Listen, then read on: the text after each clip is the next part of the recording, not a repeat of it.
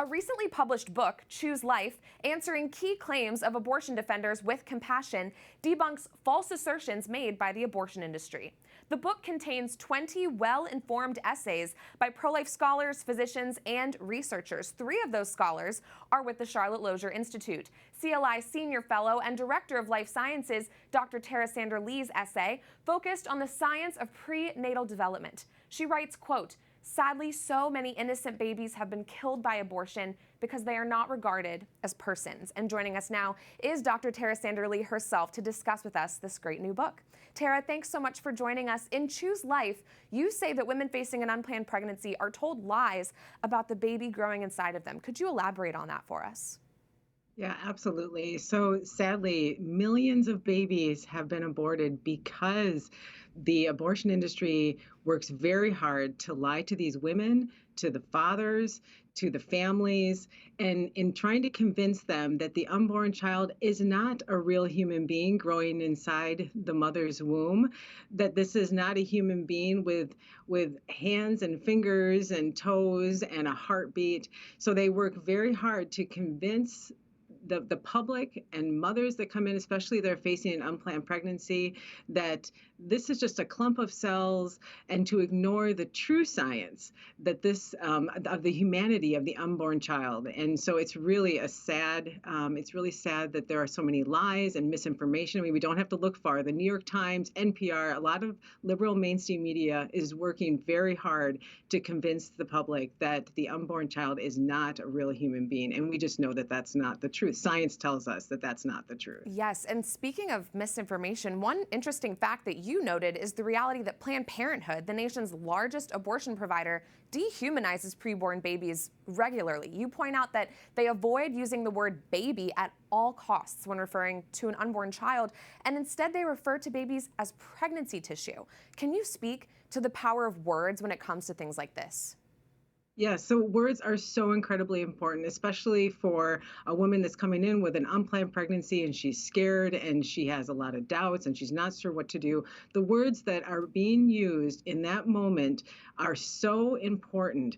And when they go out of their way to dehumanize the unborn child and not tell them the truth about their child, that child is a real human being from the point of conception all the way up until birth, and using terms like pregnancy tissue. I mean, quite frankly, we're now seeing that journals such as JAMA, which were previously reputable, are now, they are losing their credibility because they are even avoiding real scientifically accurate terms, such as even the fetus, that they will go out of their way to not to use terms like this and use dehumanizing terms like pregnancy tissue to describe the child growing inside. I mean, is this the point that we've come to? I mean, that we're describing the child growing inside as pregnancy tissue, so that if that's the case, then what are babies outside the womb post-pregnancy tissue? I mean, if that's the case, I just took my post-pregnancy tissue to his basketball camp last week. So it's kind of ridiculous to the extremes that they're going to avoid using terms that humanize the unborn child. Right. And talk to us, Dr. Lee, about the stages of human development and how we know that life does, in fact, begin at conception. So centuries of scientific evidence provide indisputable proof that the unborn child is a human being from the very moment of conception, when the sperm fertilizes the egg. And we know that that new living child is unique from day one, and that child has a beating heart by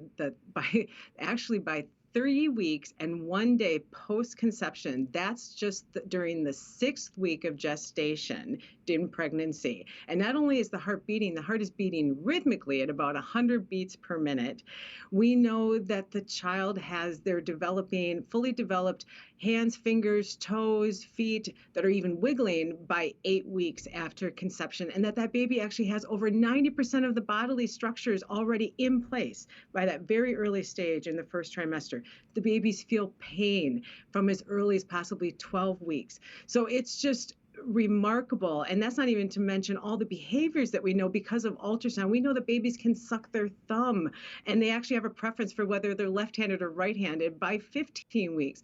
So the humanity of the unborn child is completely undeniable, and it's true. And that anybody that ignores that science is just absolutely Right, and ignoring the truth. everything you're saying just proves that every human life is a miracle.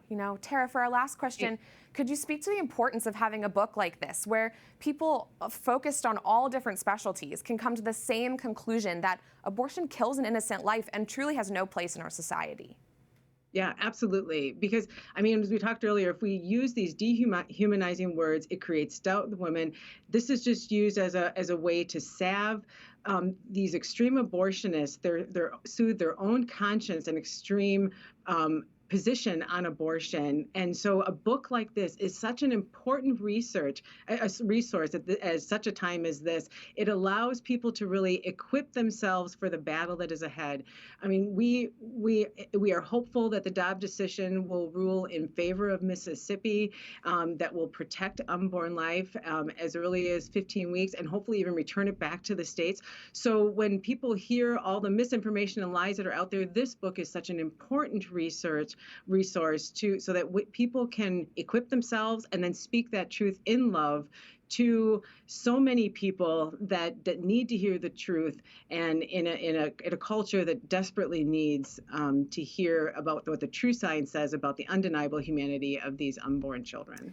Amen. Well, thank you for all the work that you put into this great book. Hope all of our viewers will read it. Dr. Tara Sanderly, Senior Fellow and Director of Life Sciences at the Charlotte Lozier Institute. Thank you.